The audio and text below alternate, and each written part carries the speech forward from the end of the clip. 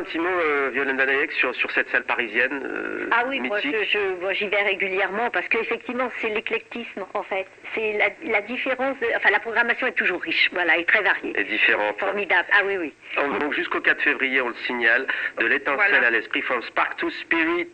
Violaine Vanayek, un anniversaire important pour tous les amoureux de l'égyptologie 2022. D'abord, c'est l'année du bicentenaire du déchiffrement de la pierre de Rosette par Champollion, Et oui. 1822, et c'est également le 100e anniversaire de la découverte du tombeau de Toutankhamon par Howard Carter. C'était Oui. en 1922 dans la vallée des rois. Pourquoi est-ce qu'un siècle après, il y a toujours autant de mystères autour de ce En fait, c'est phare un tout jeune, c'est un tout jeune Égyptien qui s'appelait Abdel Rassoul qui a découvert vraiment le tombeau. Ouais. Et d'ailleurs, Voilà donc Howard Carter lui a mis le pectoral justement pour être reconnaissant de cette découverte.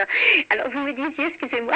Pourquoi est-ce qu'il y a toujours autant de mystères un siècle après Alors, la il n'y a découverte? pas autant de mystères. Petit à petit, on arrive à éclairer la vie de ce pharaon, mais il est vrai que c'est compliqué parce que on ne savait pas qui était son père. On hésitait entre Aménophis III et Aménophis IV. En gros, aujourd'hui, on peut dire, on est quasiment sûr que c'est Aménophis IV, dont on a retrouvé le corps donc dans la cavée, ce qu'on appelle la King Valley 55, c'est sa tombe.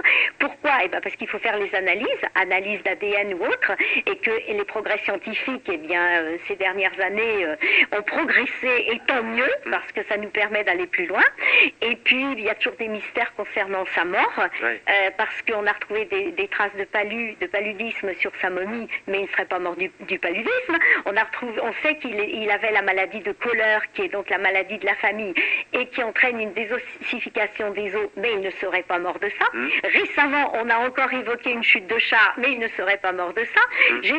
J'avais demandé le scanner de sa momie en 2005, qui a révélé donc une blessure à la jambe qui se serait infectée. Il ne serait pas mort de ça. Et donc moi j'ai une thèse qui est que il aurait reçu éventuellement un coup à la nuque. Alors est-ce qu'il a reçu, est-ce que c'est volontaire ou pas? Ça on ne sait pas. Donc en gros, est-ce qu'il a été tué ou pas? On ne sait pas. Mais en tous les cas, il y a un hématome au bas de sa nuque qui reste pour l'instant inexpliqué. Voilà. Ce qu'il faut rappeler aussi, c'est que d'ailleurs c'est quasiment 100 ans jour pour jour, puisque ce samedi 26 novembre 2022, ça fait 100 ans. 26 novembre, j'ai bien dit. C'est qu'avant cette exposition de Howard Carter, il apparaissait dans aucun registre Toutankhamon. Non, parce que c'est un petit pharaon sans intérêt. Il est mort à 18 ans. 19. 19. C'est un pharaon qui est Il a régné sans 10 ans. intérêt, oui. Mais si on n'avait pas découvert sa tombe, je pense qu'il serait tombé vraiment dans l'oubli. Ouais, puis c'est tout ce qu'on a découvert autour aussi, sans doute.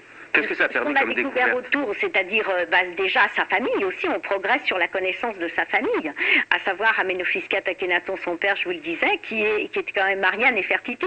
Voilà, donc Néfertiti c'est un mythe. Vous lui avez également. consacré un livre. Et je lui ai consacré un livre. L'antichambre aussi, la chambre du trousseau funéraire, les archéologues ont pu trouver des objets aussi qui ont changé notre regard sur la vie quotidienne. Environ 170 objets retrouvés, qui nous permet évidemment de reconstituer la vie quotidienne des pharaons, en sachant qu'une partie de ces objets faisait partie de son quotidien, les éventails, les cannes et autres, et puis il y avait un trésor qui était constitué exprès pour son enterrement. Voilà. Donc effectivement, ça nous fait avancer. Mais juste pour revenir aussi sur l'histoire, la tombe n'a pas été ouverte pour la première fois par Howard Carter. Il y avait des pilleurs de tombes qui étaient passés par là avant.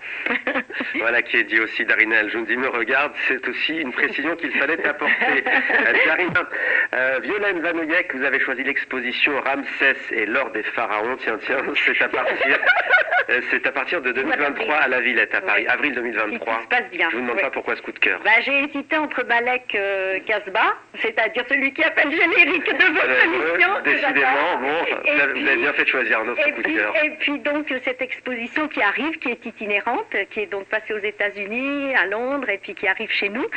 Et donc c'est sur la reconstitution de la vie de Ramsès le Grand. Ce qui est intéressant et ce qui est original, c'est que pour la première fois, on va montrer aux gens, aux spectateurs, je dis spectateurs parce que ce sera sur des moniteurs, on va leur montrer comment ont été découvertes les momies, donc, dont celle de Ramsès, et qui ont été donc ramenées au Caire.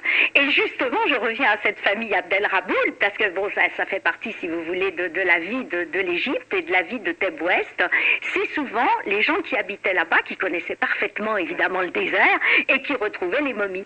Et donc, on va leur montrer comment ces momies ont été retrouvées, donc ça c'est bien. Alors en dehors de ça, bon, il y a un tas belle pièce, mais formidable en or, qui date de la 18e dynastie et puis jusqu'au Ramsès, donc plus tardivement. Ça sera où? À la Villette. Ce sera à la grande halle de la Villette. Voilà,